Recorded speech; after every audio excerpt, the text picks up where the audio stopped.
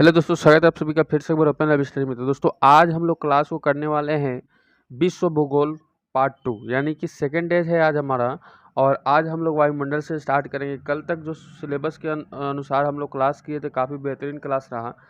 तो आज भी हम लोग सीरियल 3 के लिए, यानी कि बिहार सचिवालय सहायक के लिए जो क्लास हम लोग स्टार्ट कर चुके हैं, उसी के अंतर्गत आगे की ओर अग्रसर हो जाएंगे। तो आज हम लोग विश्व भूगोल के पार्ट 2 के अंदर चलेंगे।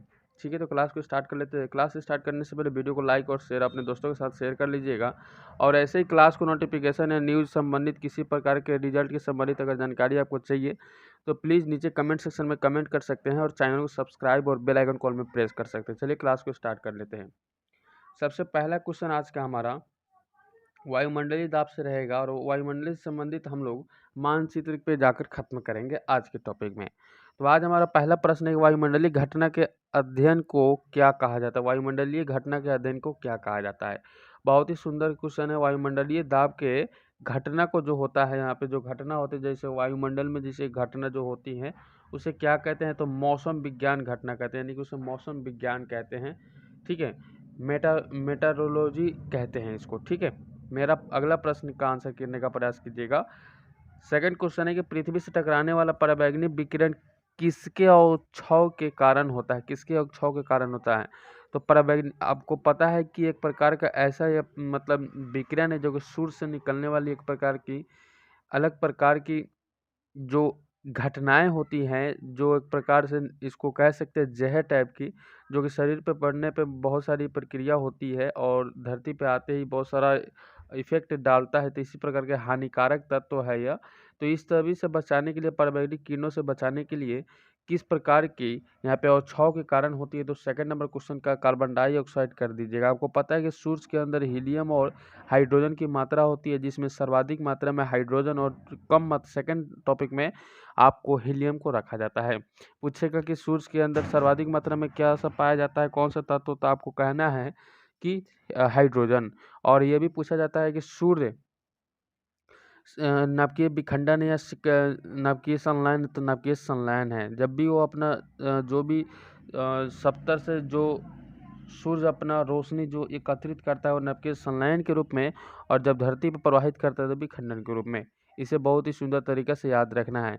अब यहाँ पे बात कर लेते हैं, यहाँ पे कार्बन डाइऑक्साइड और पराबैंगनी किरण जब नीचे गिरता है तो कौन से परत के कारण से यहाँ पे क्या हो जाता है, हमें इससे मतलब लाभ मिल जाता है। तो आपको याद रखना है, ओजोन परत यहाँ पे लगी होती है।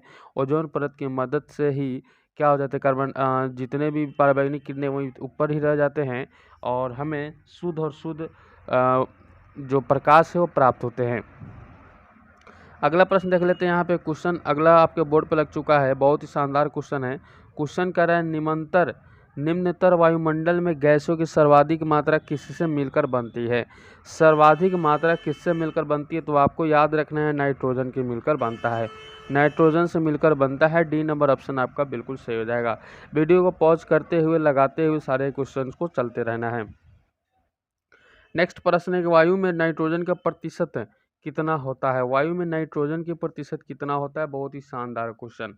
तो आपको करना है 78.03%।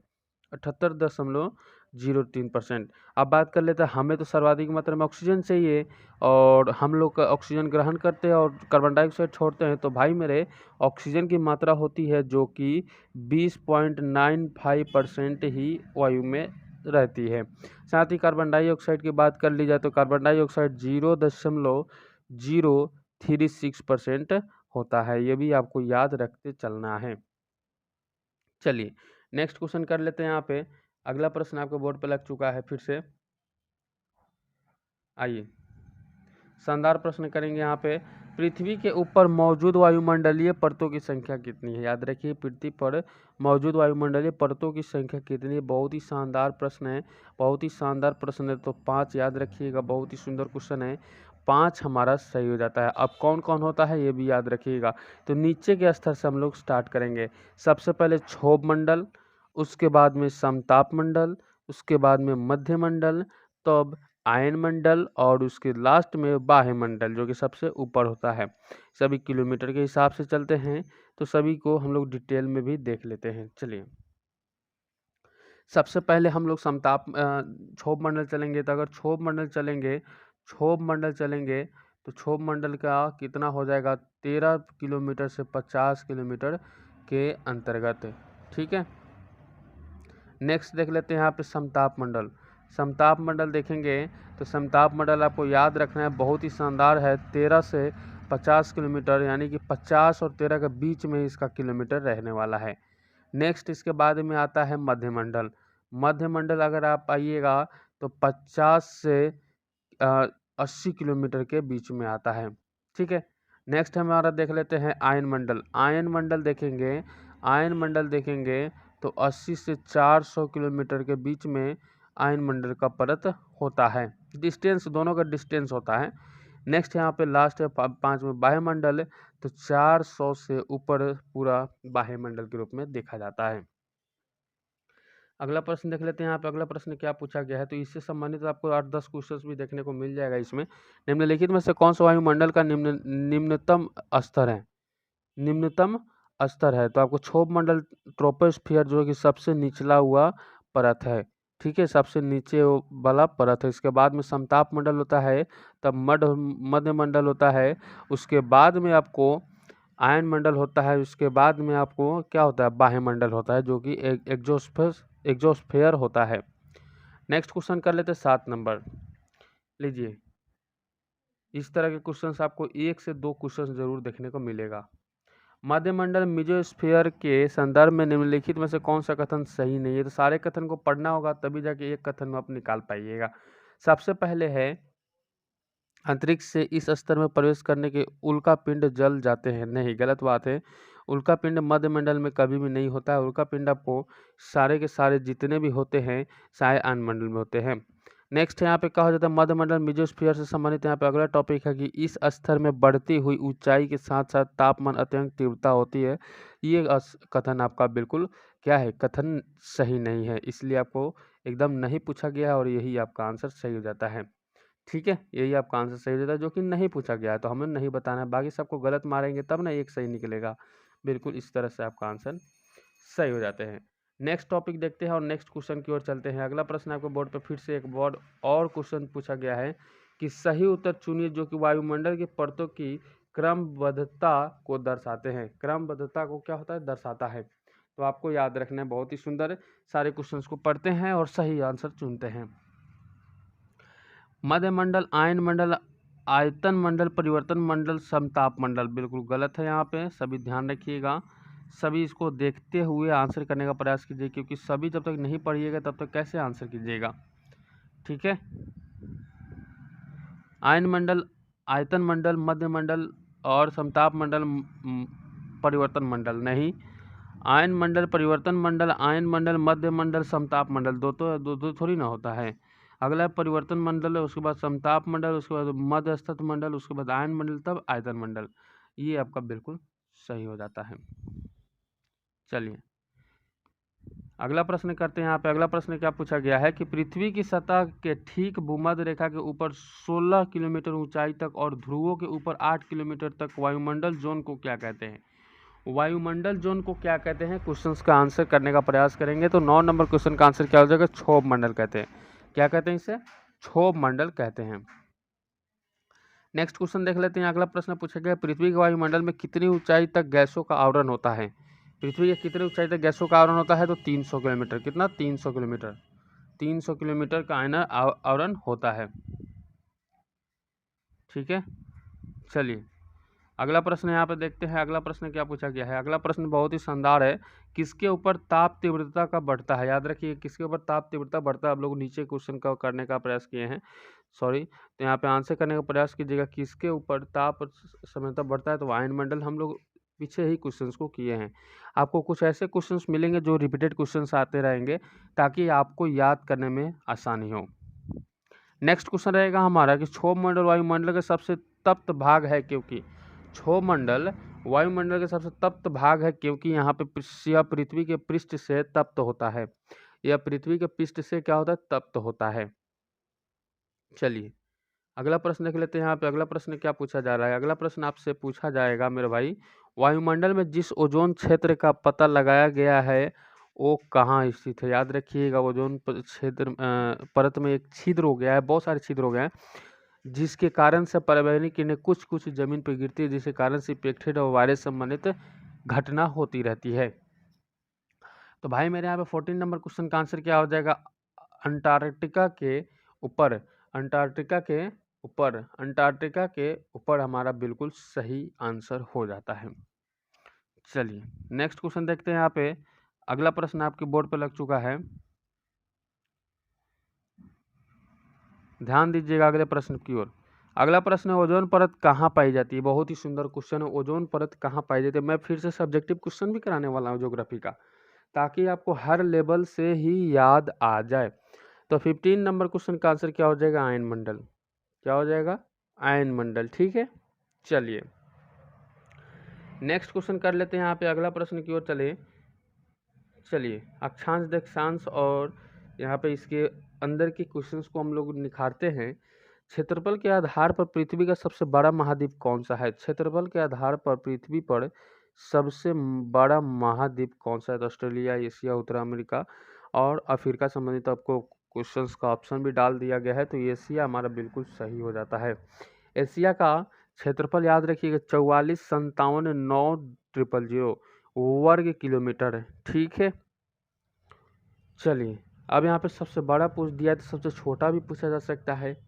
तो यहाँ पे क्या पूछा गया है? महाद्वीप पूछा गया है क्षेत्रफल के आधार पर। तो सेकंड नंबर आपको ऑस्ट्रेलिया याद रखिए, सॉरी लास्ट नंबर आपको ऑस्ट्रेलिया याद रखना है। अंतिम पूछेगा तो ऑस्ट्रेलिया आपको याद रखना है।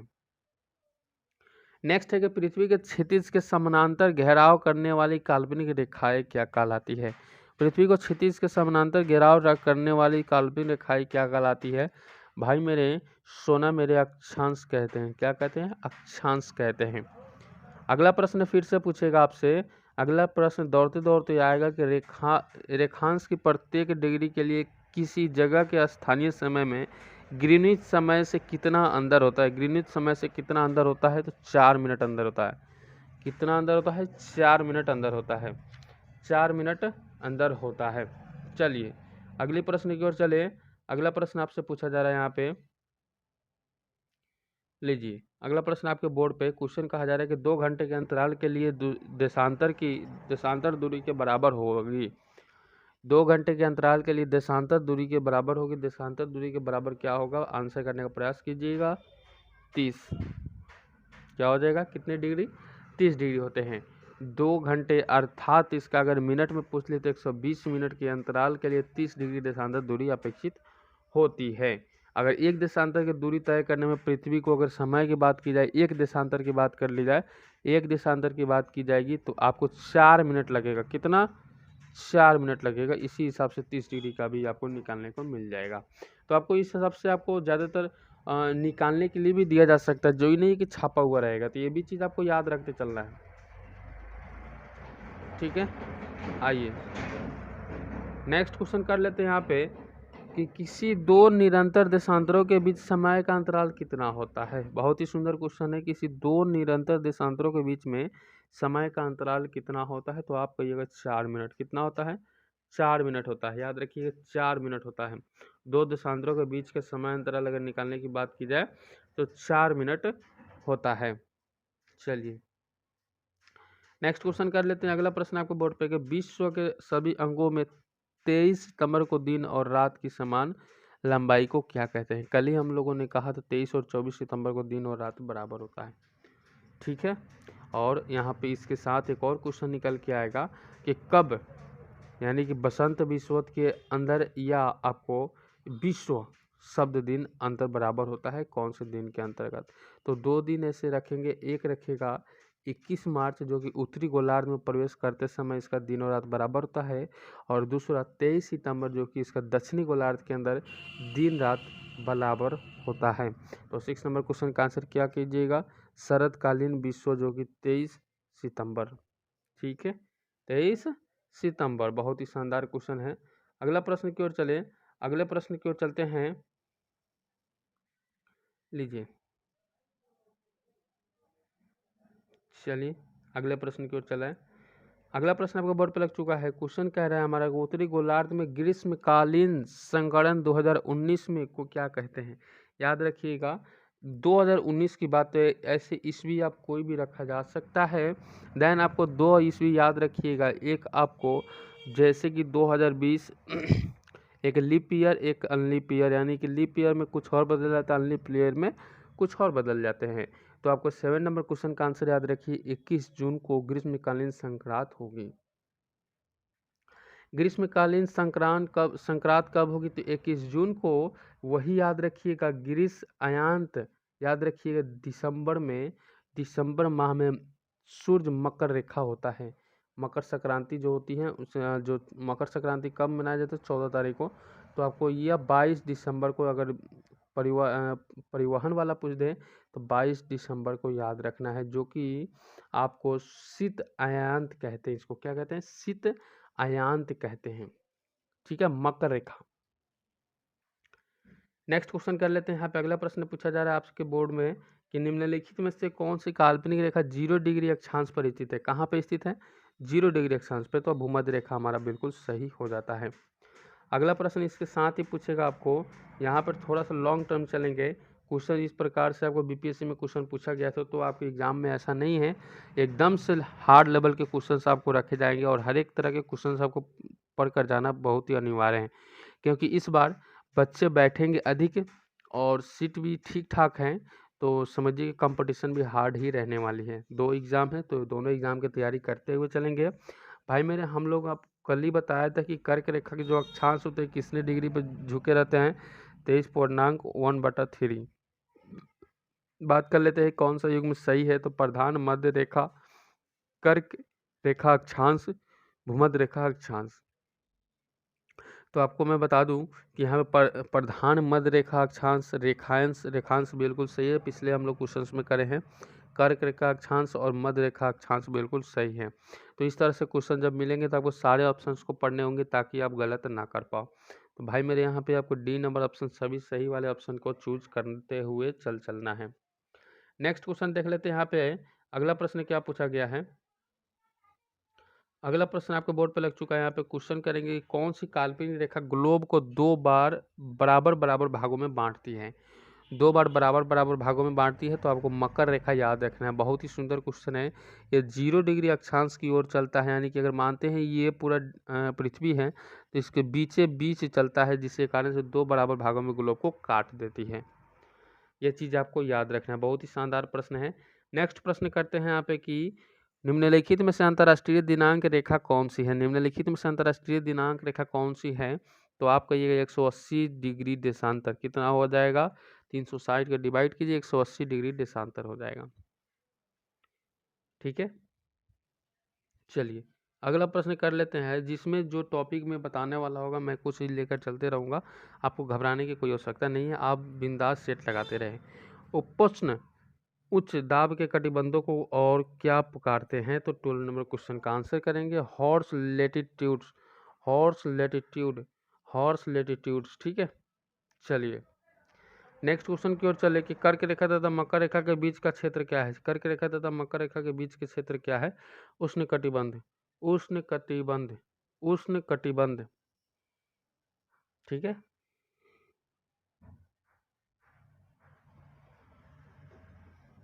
आइए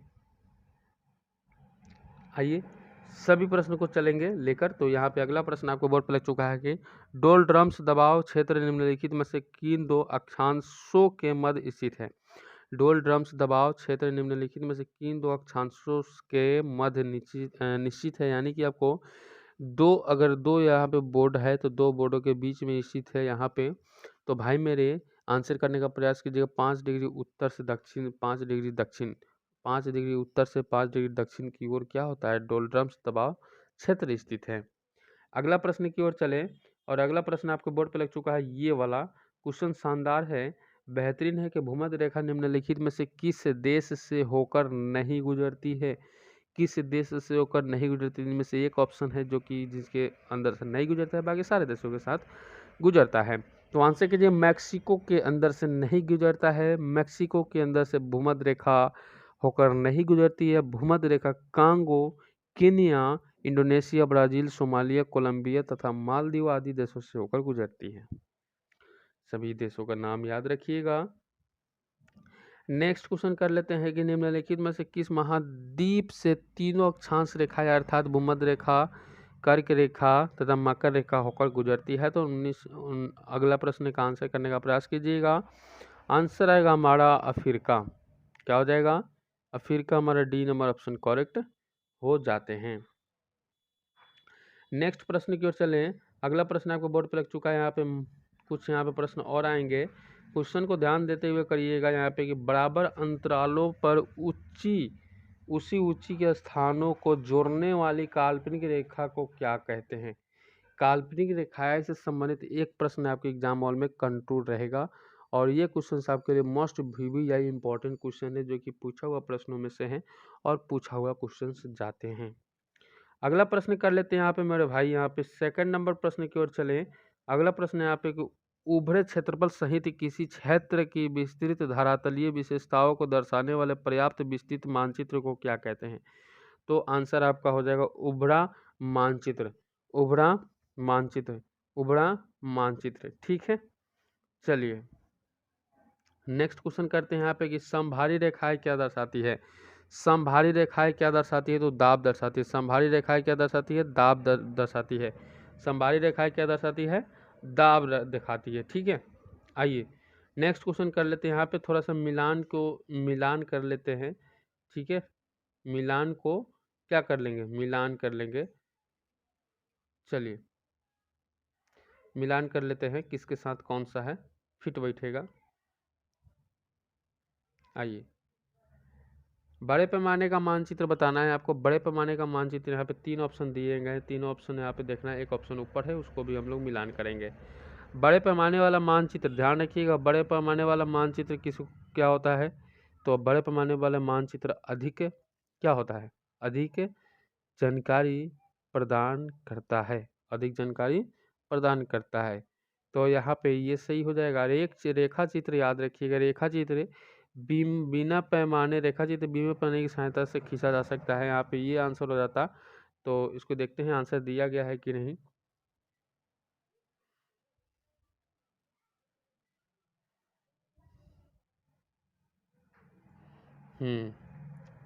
बिना पैमाने की सहायता से खींचा जा सकता है। तो नेक्स्ट और एक और ऑप्शन क्या था? खाखा। याद रखिए खाखा का क्या हो जाएगा? यहाँ पे पैमाने के साथ ही क्या होता है? बिना पैमाने को छोड़कर पैमाने की सहायता से ही खींचा जाएगा यहाँ पे खाखा। ठीक है, तो तीनों ऑप्शन का तीनों मिल चुका है। तो आपका आंसर इसमें चूज करके बताना है। यहाँ पर सारे ऑप्शन आपको दिए गए हैं। तो यहाँ पे आंसर क्या हो जाएगा आपका? ए का 2, बी का 3 और सी का 1 हो जाएगा। आपको बस ये याद रखना है, इससे कोई ज़्यादा फर्क नहीं पड़ता है। आपको बस क्वेश्चंस याद रखने चाहिए। क्वेश्चंस याद है, सारा काम बन जाएगा। वो किसी प्रकार से क्वेश्चन पूछे, आपको आंसर याद हो जाएगा। ठीक है, आइए, एक ही तापमान वाले स्थानों को जोड़ने वाली काल्पनिक रेखाएं क्या कहलाती है? एक ही तापमान वाले स्थानों को जोड़ने वाली काल्पनिक रेखा क्या कहलाती है? तो आपको याद रखना है समताप रेखीय आइसोथर्म। समताप रेखीय आइसोथर्म। अब इन सभी से कौन कौन घटना होती है ये भी आपको याद रखते चलना है। तो भाई मेरे सबसे पहले समताप रेखीय यानी कि आइसोबर क्वेश्चन करेगा तो आपको वर्षा याद रखना है। ठीक है, नेक्स्ट है समवर्षा रेखा। याद रखिए समवर्षा रेखा जिसको आइसो हाइट कहते हैं। सॉरी, यहाँ पे मिस्टेक हो गया। इसको कहते हैं वर्षा। वर्षा इसको याद रखिएगा, आइसो हाइट को। और समदाब रेखिए, याद ही कि आइसो बार याद रखना है। आइसो बार दाब याद रखना है। आइसो बार मतलब दाब, आइसो बार मतलब दाब। अब यहाँ पे आइसो हेलाइन याद रखिए, आइसो हेलाइन या आइसो हेल भी कहते हैं। तो सूर्य प्रकाश याद रखिएगा, सूर्य प्रकाश याद रखिएगा। ठीक है, नेक्स्ट है आइसोथर्म। याद रखिए आइसोथर्म क्या होता है? तापमान का सूचक होता है। ठीक है, तापमान का सूचक होता है। इन चारों को बहुत ही शानदार से याद रखना है। ये क्वेश्चन आपके एग्जाम हॉल में पूछता है। नेक्स्ट क्वेश्चन हमारा रहेगा आपके बोर्ड पे कि निम्नलिखित में से किस काल्पनिक रेखा के द्वारा समान वर्षा स्तर वाले स्थानों को जोड़ता है? समान स्तर वाले वर्षा स्तर वाले स्थानों को जोड़ता है। तो आंसर कीजिएगा समवर्षा रेखाएं। समवर्षा रेखाएं, ठीक है, समवर्षा रेखाएं, आइसोहाइट, समवर्षा रेखाएं, आइसोहाइट। अभी हम लोगों ने क्वेश्चन किया आइसोहाइट, ठीक है। नेक्स्ट क्वेश्चन देख लेते हैं यहाँ पे मानचित्र, याद रखिए क्वेश्चन, मानचित्र पर समान दबाव क्षेत्रों वाली रेखाएं को क्या कहते हैं? मानचित्र पर समान दबाव क्षेत्रों की वाली जो रेखा खींची गई थी उसे क्या कहते हैं? तो अभी हम लोगों ने पढ़ा आइसोबार कहते हैं। सो क्या कहते हैं? आइसोबार कहते हैं, जो कि दाब वाला होता है। तो दाब यहाँ पे दिया गया है, ठीक है। चलिए अगला प्रश्न कर लेते हैं। यहाँ पे सारे क्वेश्चन यहाँ पे क्या होते हैं कि ये क्वेश्चन अगर आप याद कर लेते हैं तो आपके सारे क्वेश्चन उसी से रिलेटेड मिल जाते हैं और आपको धकाधक याद हो जाता है। ग्रुप का मतलब क्या होता है? ग्रुप आप करते हैं तो सेट लगाते थे कि इसका मतलब क्या होता है कि रेगुलर आप क्लास से करते हैं और रेगुलर उसी प्रकार से आपकी जो इम्यूनिटी पावर होती है जो कि बहुत ही मजबूत हो जाता है। एक दूसरे से लंबवत ऊर्ध्वाधर एवं क्षैतिज रेखाओं की श्रृंखला के नेटवर्क को किस नाम से जाना जाता है? तो 8 नंबर क्वेश्चन का आंसर क्या जाएगा? भौगोलिक समन्वयन। भौगोलिक समन्वय हमारा बिल्कुल सही आंसर निकल कर आ जाता है।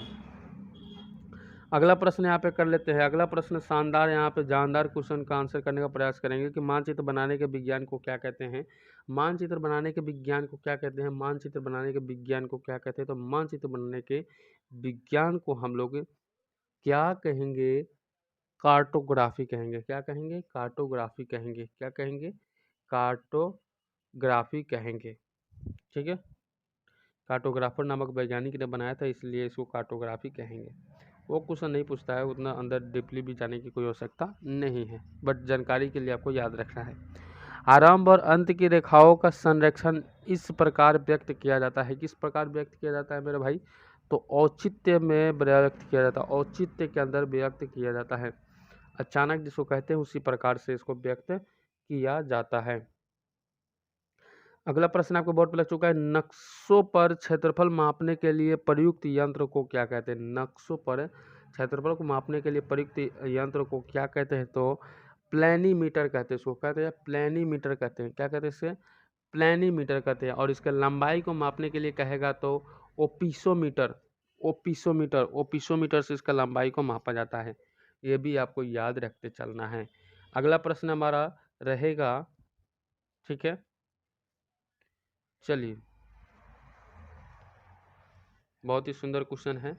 नेक्स्ट क्वेश्चन हमारा आपको बोर्ड पर लग चुका है। क्वेश्चन को ध्यान दीजिएगा। क्वेश्चन हमारा कह रहा है कि प्राकृतिक एवं मानव निर्मित दोनों रूपों को दर्शाने वाले बड़े पैमाने पर मानचित्रों को क्या कहते हैं? प्राकृतिक एवं मानव निर्मित दोनों रूपों में दर्शाने वाले बड़े पैमाने पर मानचित्र को क्या कहते हैं? तो मानचित्र को कहेंगे विषय संबंधी मानचित्र। विषय संबंधी मानचित्र हम लोग कहेंगे। विषय संबंधी मानचित्र हम लोग इसको कहेंगे। विषय संबंधी मानचित्र इसको हम लोग कहेंगे। तो आज के लिए बस इतना ही। उम्मीद है कि आज का क्लास आपके लिए काफ़ी शानदार रहा होगा।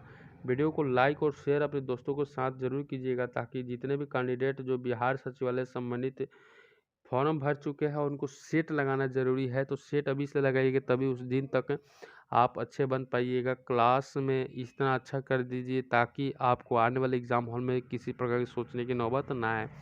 तो वीडियो को लाइक और शेयर जरूर कर दीजिएगा। सभी से रिक्वेस्ट रहेगा, इससे हम मोटिवेट होते हैं, आपके लिए अच्छे से क्वेश्चन लाने का प्रयास करते हैं। ऐसे ही क्लास को करने के लिए चैनल सब्सक्राइब और बेल आइकन कॉल में प्रेस कर लीजिएगा, ताकि नोटिफिकेशन मिलता रहेगा और क्लास को आप करते रहिएगा। मिलते हैं नेक्स्ट वीडियो में, तब तक गुड बाय सब लोग। जय हिंद सभी।